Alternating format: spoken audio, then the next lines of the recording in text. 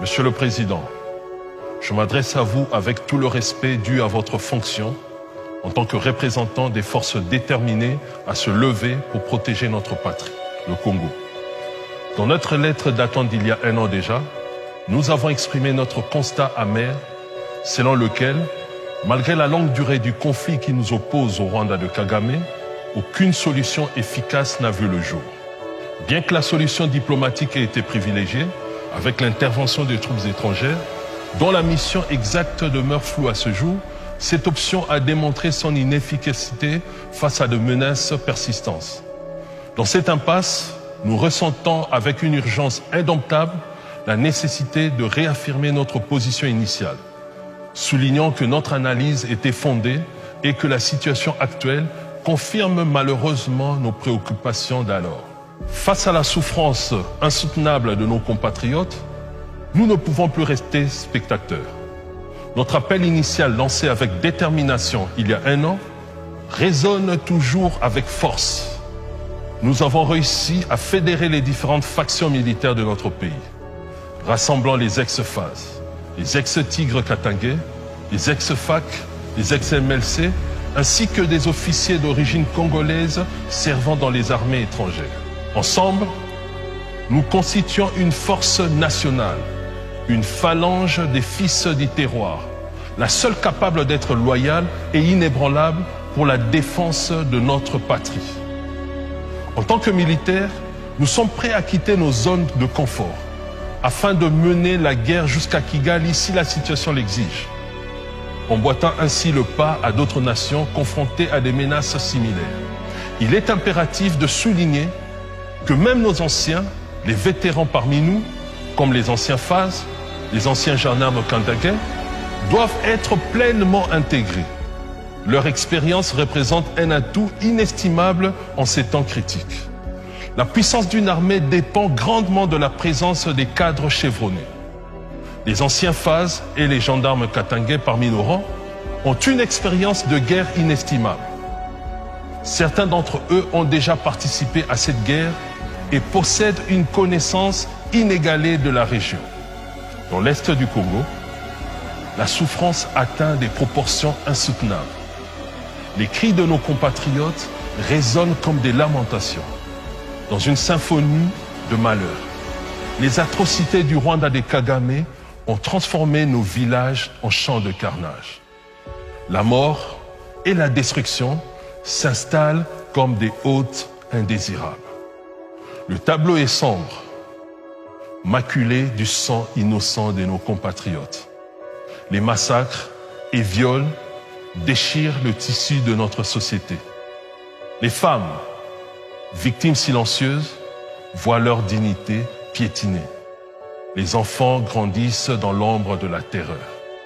La terre, jadis fertile, est désormais gorgée du sang de nos compatriotes. Les maisons et champs sont ravagés par les flammes de la haine. L'Est du Congo est devenu un théâtre de désolation, où la mort et la destruction dictent leurs lois. Face à cette tragédie, les paroles sont impuissantes. L'heure exige des actions concrètes, une réponse immédiate à la détresse de notre peuple. Nous ne pouvons plus nous contenter de garder le silence. L'Éternel combattra pour vous. D'ailleurs, est-ce que notre armée a vraiment gardé le silence? La réponse est non, car les FARDC n'ont pas arrêté à travers des communiqués intempestifs d'accuser, de blâmer, de pointer du doigt, de dénoncer, de mettre à témoin et autres formes de plaintes et que sais-je encore.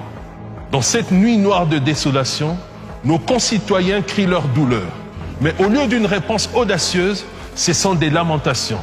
Les lamentations de nos propres défenseurs qui retentissent. Les plaintes des FARDC. Leurs plaintes, au lieu d'être un cri de vaillance, révèlent plutôt une litanie de faiblesse et d'inaction. Les communiqués, loin d'être des actes de bravoure, se transforment en notes de plainte, en dénonciations stériles qui masquent la véritable poltronnerie qui règne au sein de nos forces armées. La puissance des mots est utilisée non pour défendre notre peuple, mais pour exprimer une impuissance déconcertante. Les dénonciations au lieu d'être des appels à l'action, deviennent des aveux involontaires de la défaillance de nos défenseurs. Les FARDC, au lieu de se dresser comme des remparts impénétrables, se plaignent des obstacles, accusent sans prendre les mesures décisives qui s'imposent. Ce tableau de lamentation, loin d'inspirer la confiance, dépeint une armée ébranlée, submergée par la complexité de la mission qui lui incombe. Et pourtant, ces provocations répétées du Rwanda sont précisément l'occasion de démontrer que la parole de Dieu est vraie. En devenant le bras de l'Éternel qui agit sans complète, en devenant ouvrier avec Dieu. La parole de Dieu n'a jamais été un appel à la passivité, mais elle s'adresse à des vaillants. Dieu n'est-il pas lui-même l'Éternel des armées? C'est à nous, en tant que vaillants, de devenir les instruments de sa justice et de sa volonté sur cette terre. Il est temps de rompre avec cette complainte perpétuelle, de transcender les dénonciations stériles et d'affirmer avec fermeté et bravoure la renaissance de notre armée. Les actions concrètes doivent remplacer les mots vides et notre force nationale doit retrouver sa véritable vocation, à savoir protéger, défendre et inspirer confiance. Monsieur le Président, à l'approche des élections, notre patrie est plongée dans le deuil. En cette période cruciale, les défenseurs de la nation doivent transcender les querelles politiques pour unir leurs forces face à l'ennemi commun. La campagne électorale ne saurait occulter l'urgence de la situation. Nos compatriotes de l'Est du Congo ne peuvent plus supporter d'attendre. Personnellement, la mémoire historique me conduit à remettre en question la pertinence des élections dans ce contexte. J'en appelle à une réflexion approfondie sur les conséquences potentielles dans un environnement marqué par la terreur et la violence. Les élections ne doivent pas précipiter notre nation dans un abîme plus sombre. Le deuil de notre patrie ne doit en aucun cas être éclipsé par la frénésie électorale. La priorité absolue réside dans la protection de notre peuple et de notre territoire. Il serait regrettable de ne pas tenir compte de cet adage qui stipule qu'un peuple qui oublie son passé est condamné à le revivre.